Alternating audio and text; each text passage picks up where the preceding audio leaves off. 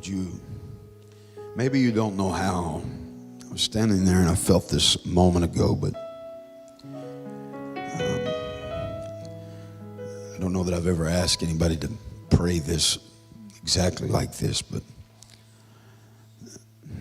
I want you to pray that God will help you to open your heart to receive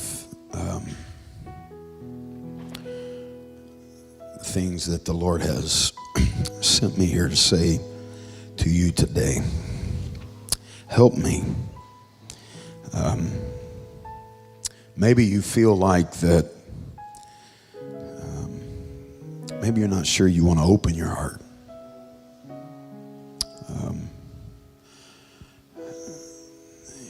There's times that I have also asked God to help me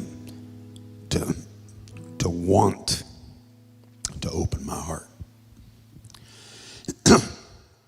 Would you do that right now? Just with me, everybody. Would you just bow your head and ask God to help you? Help me, God. I don't want the flow of the Holy Ghost to flow to me and then flow around me because there's no open door for it to get into me. Talk to us today. Touch us. Move in our lives. In Jesus' name. I've asked the brother if he would put a picture.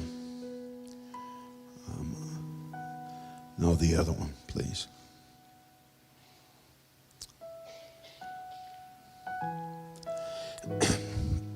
That's a wood duck.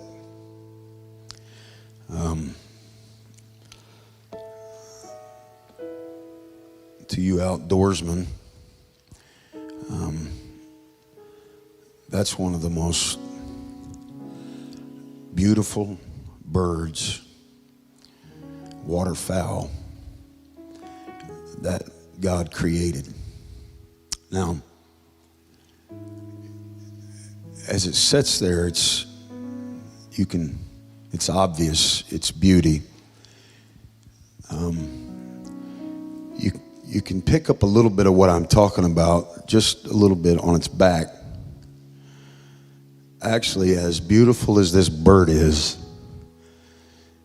in the sun, as it moves, the colors that are there on the back of that duck is it's mind-blowing. Because of its beauty, it was hunted to almost extinction. I'm going to try to get through this. It was almost extinct, and some biologists from the state of Louisiana decided that they were going to try to save this species of waterfowl for obvious reasons. The wood duck is appropriately named because its habitat, and just to give you a little bit of understanding of what the wood duck's thinking, but he's appropriately named the wood duck because these ducks actually, they nest in holes in trees above the water. I've actually seen pictures where sometimes, Pastor, it's 40 or 50 feet above the ground. The reason for this is the thinking, the wood duck, the thinking is that by nesting in the tree above the water, it protects them or protects their eggs from predators. So the biologists decided we're gonna save the wood duck, and so they began to It was a massive undertaking, but they began to collect eggs from these nests all over the state of Louisiana and then some neighboring states. And they brought these eggs into hatcheries, and there they used incubators. And their thinking was, this bird has been hunted to the point of extinction because of its beauty, and so the way to save it is protect it. And so we're going to place it into a perfect environment. And so they create this perfect habitat in these hatcheries and began to, by the help of the heat of these incubators, they begin to hatch these eggs. Their thinking behind perfect conditions led them to create an environment that as soon as the baby wood ducks, the chicks, would be hatched, that there was immediately there readily available an abundance of food. Literally, when the little man or little lady cracked out of his shell, all he had to do was drop his beak over in to the food. It was there. It was food that and thought had gone behind this. It was food that the biologists scientifically had put together and created with all of the appropriate nutrients and things that the chick would need to grow and thrive. And to their astonishment, these little ducklings begin to hatch, and within just a few moments of hatching, with the abundance of food around them, they would die.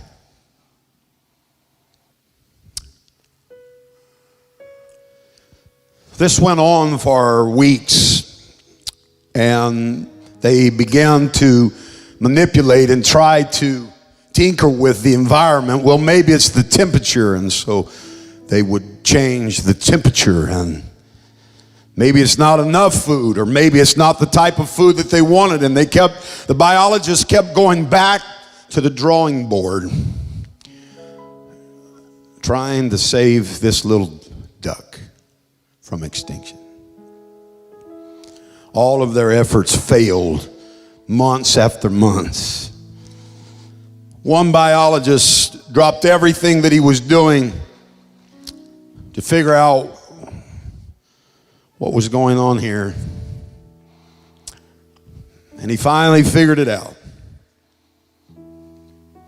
In trying to save this duck from extinction, instead of trying to save this duck from being lost, if you will, they had taken out necessary steps that God had put in place in order for this duck to live. This biologist, Brother Parks, figured out that in fact, that nesting mother had an instinct put in there by God to build that nest 20, 30 feet above the water, not just to keep those little ducklings, the eggs, from being robbed by predators. Pastor's wife, that biologist figured out that when that little duck would hatch and he would scoot himself to the edge of that nest, that when he would tumble,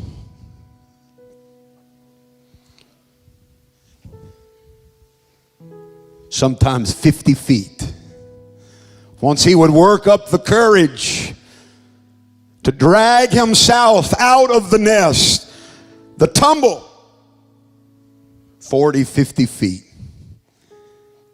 And like slamming something against concrete, that little duckling would hit that water. And when that duckling would come in contact with that collision, the trauma, the shock, the biologists figured out that it was at that moment when that duck contacted the blow. Somebody needs to hear me right now. The blow, the impact, falling 40 feet, the blow that little duck suffered when it hit the water, biologically, I hope somebody's hearing me right now, scientifically, that biologist figured out that it was at that point that little duck,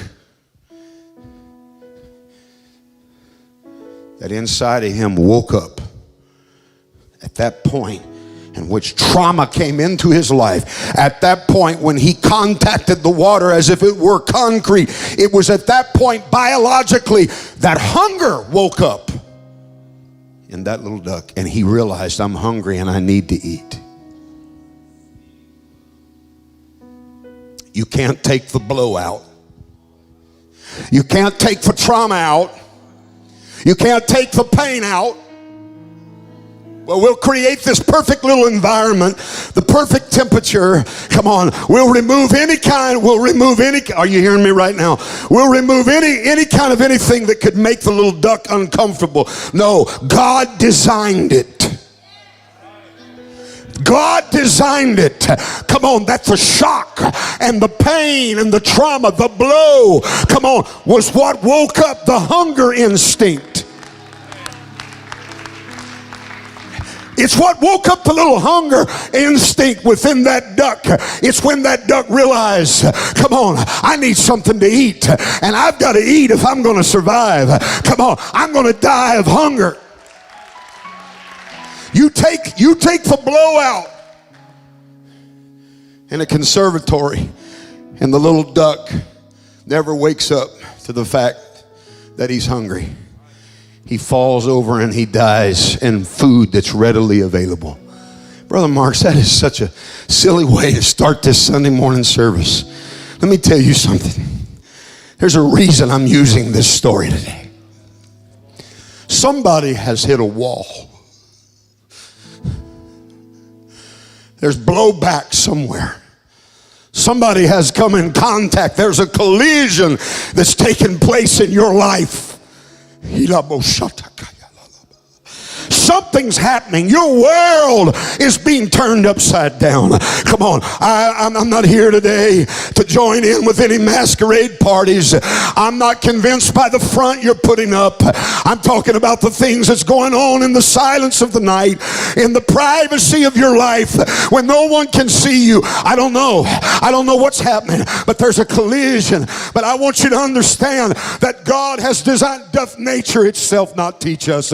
God is allowing these things in your life because God is trying to wake up an old hunger. God is trying to wake up an old desire in you. Come on, somebody. I look back over my life, come on, and I've had the hunger wane. Come on, I look back over my life, come on, and the hunger is waned. But I'm thankful. I'm thankful for the collisions that God has allowed to wake the hunger up. Because if I'm not hungry for God, if I'm not spiritually hungry, I'm dying.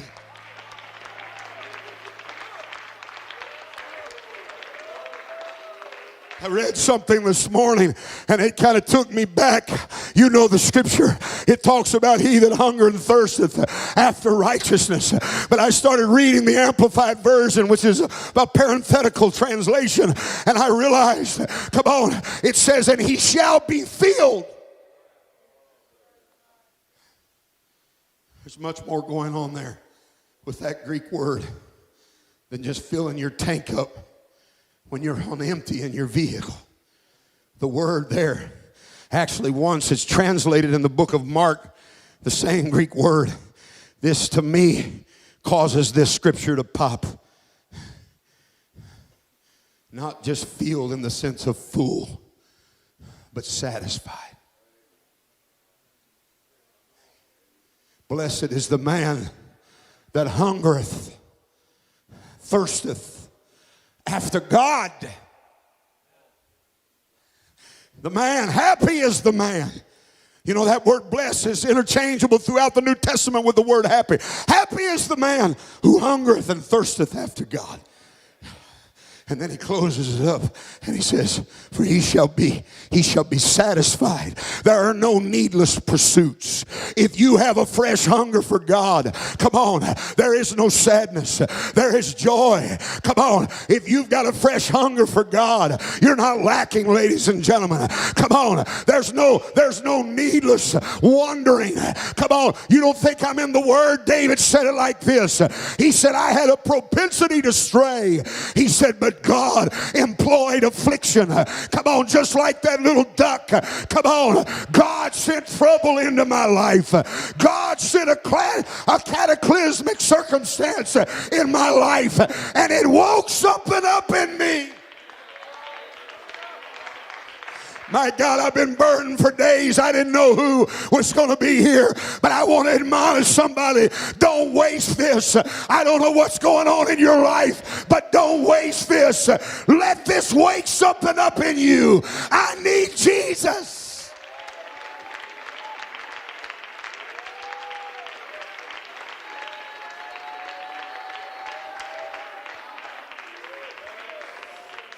Oh, there's a litany of things. Come on. There's a litany of things that God has at his access that he'll employ. Come on. I'm preaching to somebody who's wandering around. You don't know where you're going or what you're doing, but God in his mercy is allowing trouble to brew in your life because he's trying to wake a hunger up. Come on. And if you're hungry for God, you don't need to wonder. If you're hungry for God, there's a satisfaction.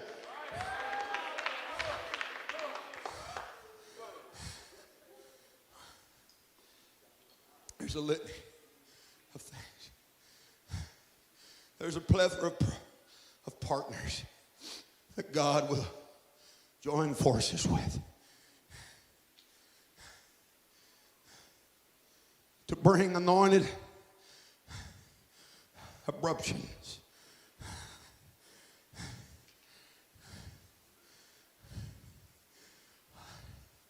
into a person's life. He's trying to wake something up inside of you. He's not trying to make you more miserable. He's trying to make you happy.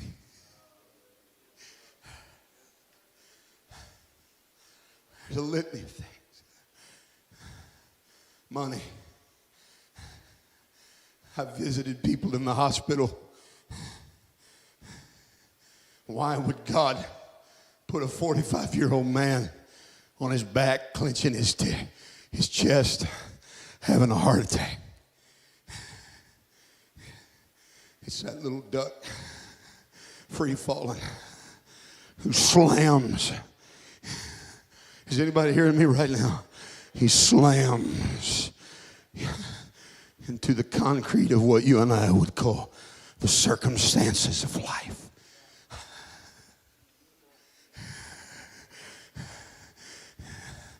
God will allow it in hopes that just as it wakes up a biological hunger in that duck,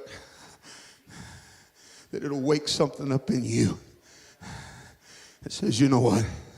I need God. I need him.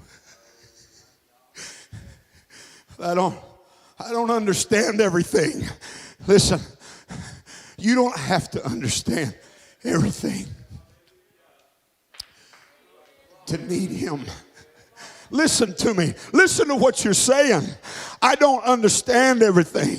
You don't have to understand everything to need him. In fact, it's one of the reasons I need him is because I don't understand everything. Come on. Come on.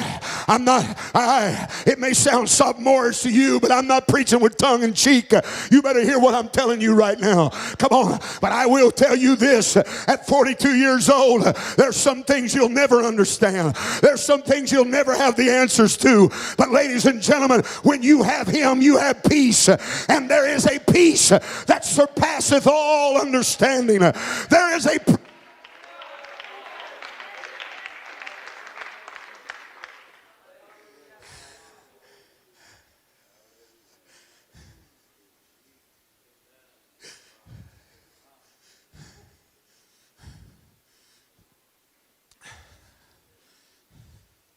I don't use this word lightly.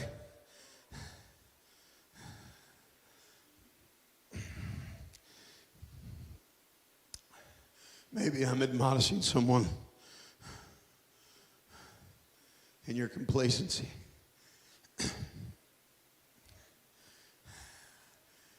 Prophetically, maybe God's using this service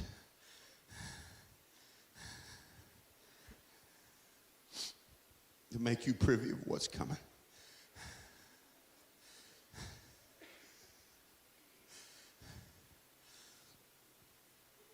People don't lose out with God overnight. Losing out with God is the end result. And there's a lot of dynamics and layers. But when you tally it all up and you draw a line, losing out, it's the sum. Losing out with God. But one of those great contributors in the ledger of life to a man or a woman losing out with God. If you lose your hunger,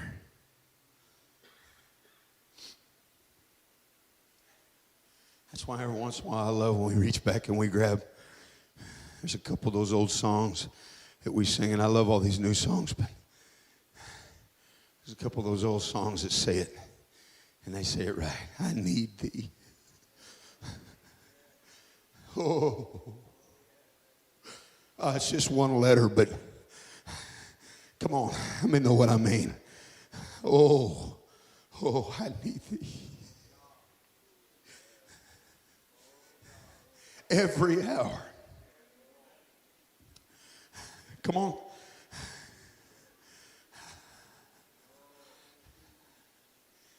There's another old chorus we used to sing, and again, some of those old songs. It's just right to the point. He's all I need.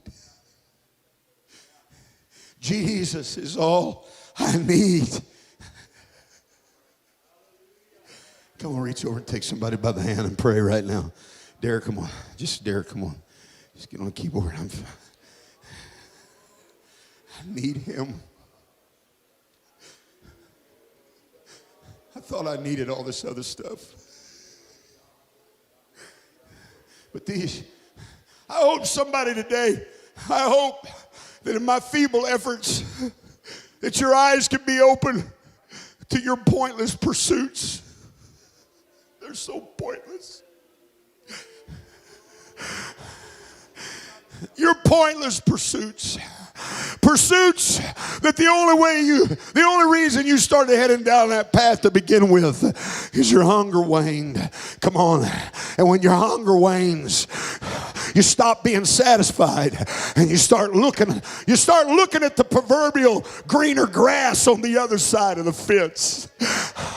Oh God, I hope you move this morning. But if you don't, I hope you think long and hard about what I've talked to you about today, and that I get news in the next couple of days or couple of weeks that you've received this. If I could somehow slide a seed into your spirit today, your pursuits are pointless.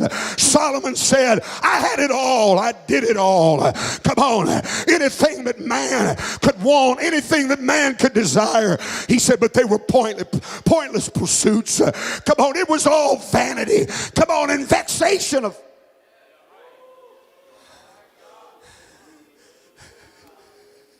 You're not going to find any peace in that.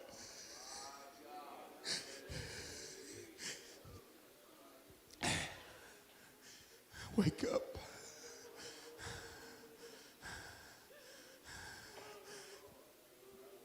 Wake up. I know it's in there. What are you doing, Brother Marks? I'm trying to help you dig through all of the junk that has amassed itself in your life. I'm looking for that. God, I'm looking for the hunger that little girl had. Oh, come on, somebody. Come on, I see it. I close my eyes. You know who it is. Come on, that raw hunger of a little girl. Come on, I'm trying with God's help to remove some layers that life, come on, and pointless pursuits have amassed. There's still a cry in there. Come on, I don't know what's going on in your life. I don't know the holy hurricane, and it is holy. There's a hurricane that God is sending in somebody's life, but it's a holy hurricane. He's trying to wake something up in you.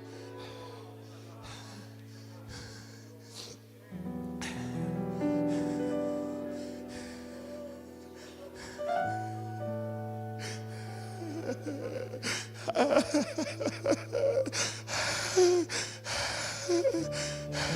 need him. I need him. I need him.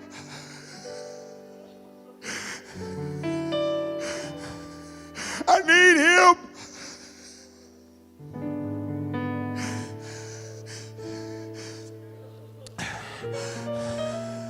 Mike Singletary, I just heard this in a podcast the other day, accomplished something that very few men in the sports world accomplished. He was asked in this interview why he wore this gold cross around his neck.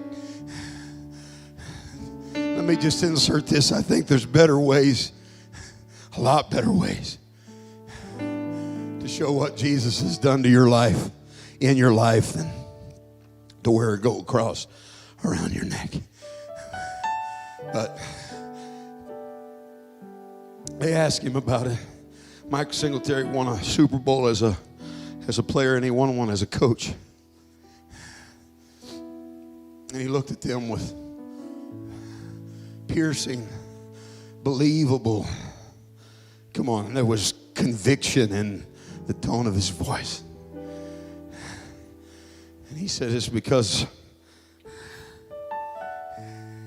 of what I have found in God. And he began to describe the emptiness when you have materialistically everything that quote unquote a man could want. And when you have seen the wildest dreams of every young boy, beyond those wildest dreams, he said it's the utter indescribable emptiness of getting to the top of the ladder and digging your fingers in looking for something, and there's nothing there.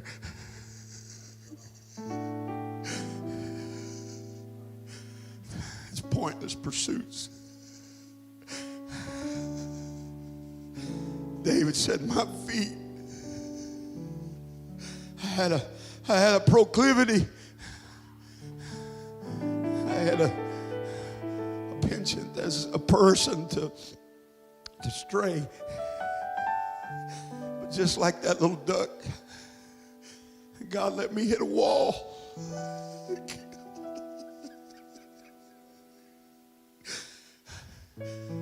I was supposed to be somewhere else today. Well, actually, no, I was supposed to be here today, but I was scheduled to be somewhere else. I already had plane tickets.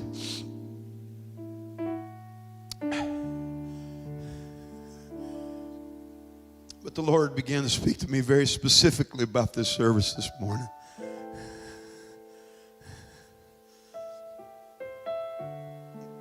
If you're here and God's ever gifted you with a wall that woke you up, you know, outside of the Holy Ghost, that wall you hit was one of the greatest gifts that God's ever given a man.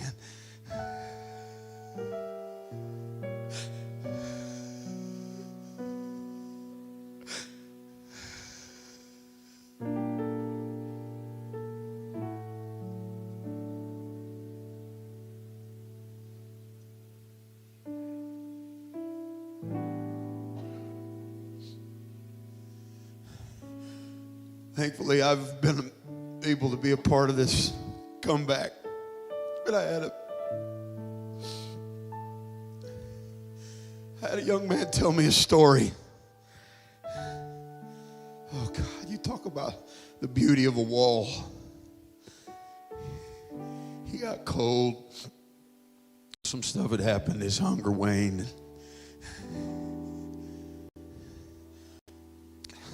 This is the first time I've told this publicly, but he wouldn't mind. I'll save him the embarrassment of using his name. And he went off to school. Talking about somebody with Bible quizzing in their past and parents who were pillars in the church. He said, I just got cold. He said, I got busy. I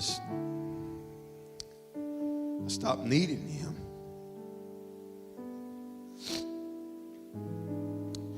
While he was at school, he got involved in the social scene, and he was a very well put together young man, dressed nice, took good care of himself, and so he was embraced and accepted. And of course, it's a whole new group of people. They don't know who he is. And he gets involved with this crowd, and God, he falls in love with this girl.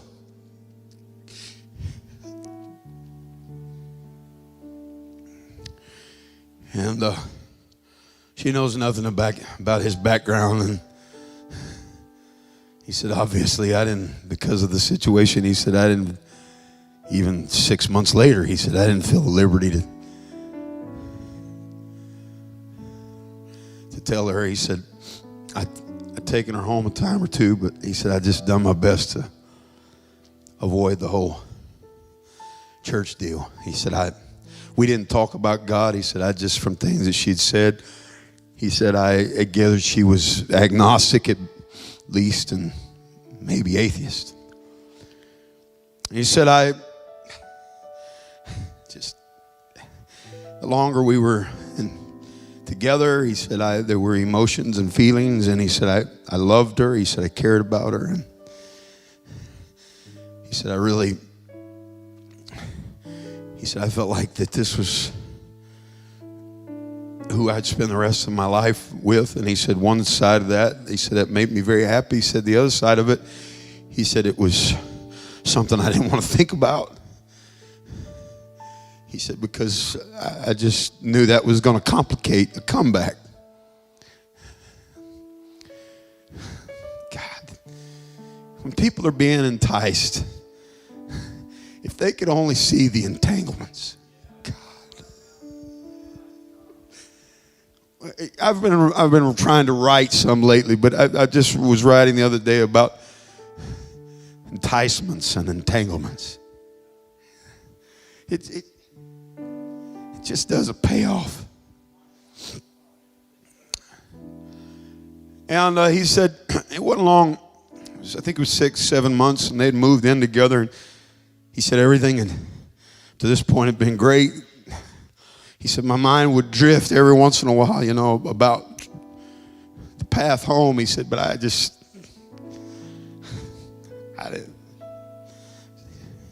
He said, she'd lay over there asleep and tears would roll off my face. And I'm just like, God, I've got myself so far in this. He said, like everything was fine. And he said, it's like overnight it took a turn. And he said, there's this sweet young girl that I had fallen in love with. We've had no problems. She seemed fairly normal, sane. no, I'd seen no jealous tendencies. He said, I had seen no jealous tendencies, no suspicious anything. We trusted each other. My life was an open book. I didn't have anything to hide. I was committed to her. She was committed to me. He said, but it was like we turned a corner. And he said, she started accusing me of hiding something. And he said, this went on for weeks. Like to the point I would deny it. And he said, the more that I would deny it, he said, I would give her my phone. He said, talk to the people at work. I'm with you all the time. You look at my text messages. Look at the phone records. He said, and literally, he said, this went on for weeks. He said, one night we were laying in bed, and she said, you sure? She would not let it go. He said, she said, you sure you're not hiding something from me? And he said, it hit me. This is not about another woman or a relationship or something that I'm doing in secrecy. This is not, she don't understand. But this is not about some dalliance I'm having on the side. She really picked it up. I am hiding something from her.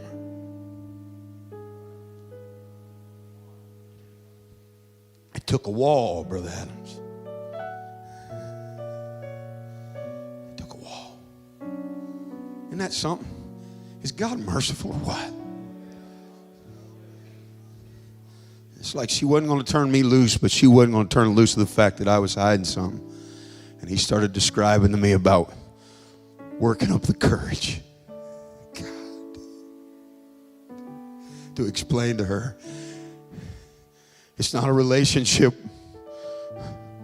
with a person that I'm hiding from you.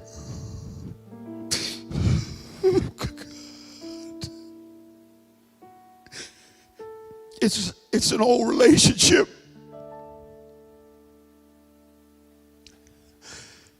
that I have with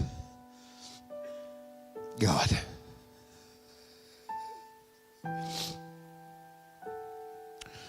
And God's in the process of taking something that was very ugly, and I believe there's a rose unfolding. It's a beautiful thing.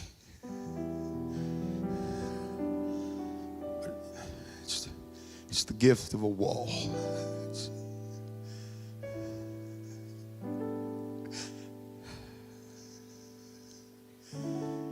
It's one of the most holy things that God will do. He'll do it. I don't know how Pastor feels about this, but the way it's worded in my mind, and I've seen this, and so experience backs this up. I believe that the only reason that fish was in the water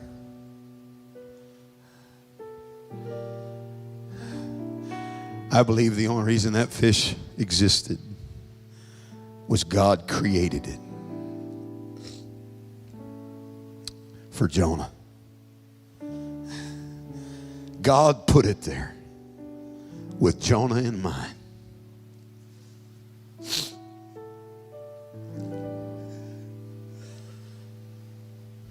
Wake up. Don't waste this.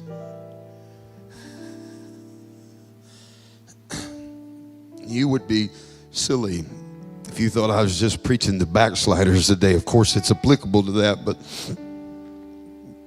I've seen God let stuff happen in ministries. I've seen God allow faithful people in their middle-aged couples. I've seen God let them hit a wall.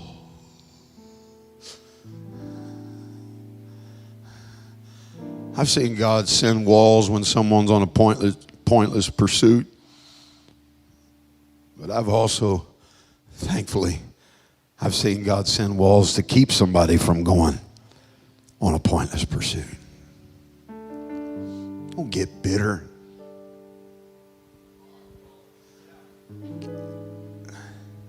Pastor told me one time, I don't know if you remember this, but it helped me. You told me one time that you felt like God had given me the ministry to why. Well, here I am again, preaching to the why. You don't have to wonder anymore why. He's trying to wake something up in you. An old passion, an old dream.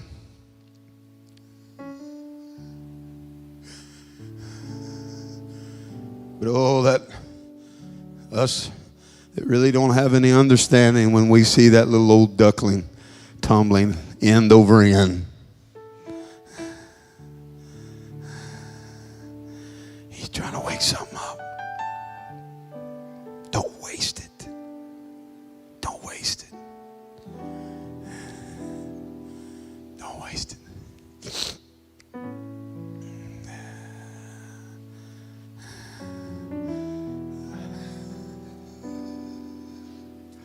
Close your eyes.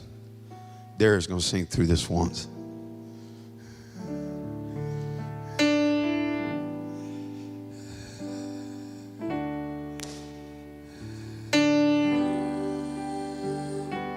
I need thee. God, I need you so much. I need you so much. Every hour. God, I need you so much. I need thee. God, I need you so much. God, I need you so much. God, I need you so much. I need you so much. I come. I need you so much. I need you so much. Sing it there. I need you so much. I need you so much, God. I need you so much. Every hour I need thee. Brother Marks, it's been so abrupt. It's anointed. It's anointed. Brother Marks, it's so sudden. It's spiritual. It's so spiritual. But Brother Marks, it happened so suddenly. He's trying to wake up something in you, saint of God. He's trying to wake something up in you, daughter. God, God, God, God, God, God, God, God.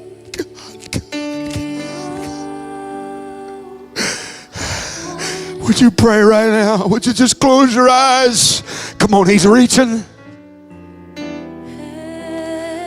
Come on, it's in there.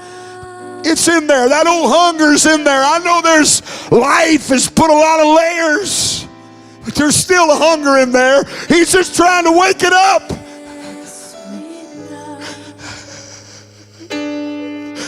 Oh God. Oh God, I'm reaching. I'm reaching right now. Come on. Come on. I don't know how great of a preacher I've been today, but I want to be a good reacher right now. I'm reaching for. Don't you waste this wall. Come on. Don't you waste this wall. Come on. Don't you dismiss. Don't you dismiss this sudden thing. Come on, this abruptness. Come on, just like that little duck, God's allowed this. He's trying to wake up something. Come on, spiritually in you. He says, I do need him. I thought I could do things my way. I thought I could do things the way I wanted to do things. I do need him. Would you stand? I do need him. I do. Pat, I do. I need him. It's a sober moment, but I wish somebody would just turn and look at somebody close to you. I do need him. I need him.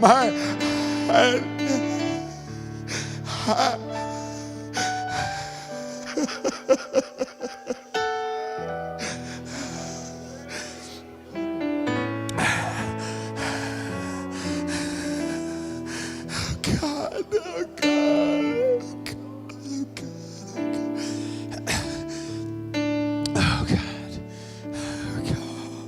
oh God. Oh God.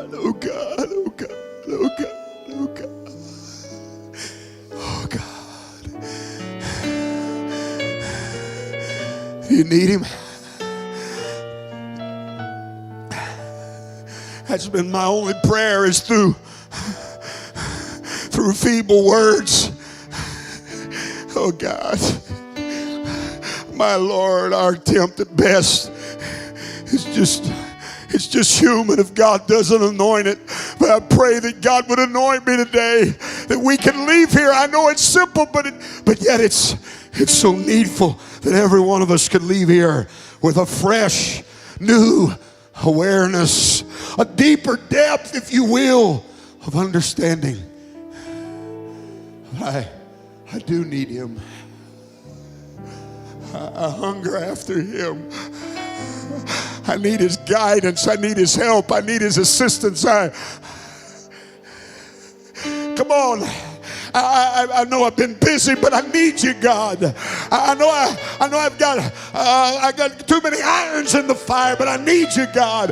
I know that I've got situations in my life that are drastically distracting me, but I need you. I do need you. I've been busy, but I need you. I've been wondering, but I do need you. Come on, somebody. Come on. I've let myself get cold, but I need you. I'm a little hard-headed, but I do need you, God. I do need you.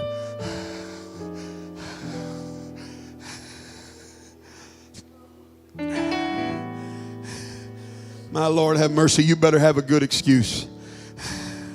That's between you and God. But if you need him, I'm opening this altar. If you need him, it ought to be every breathing being in this place. But I want you to come.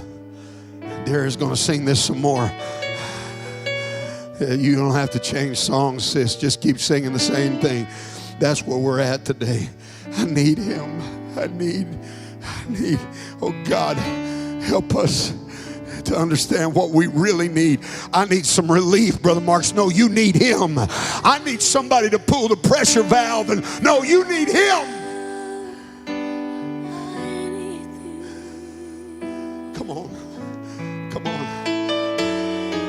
Come on, I'm opening this altar. It ought to be everybody. Do you need him? Do you need him? I need You need him.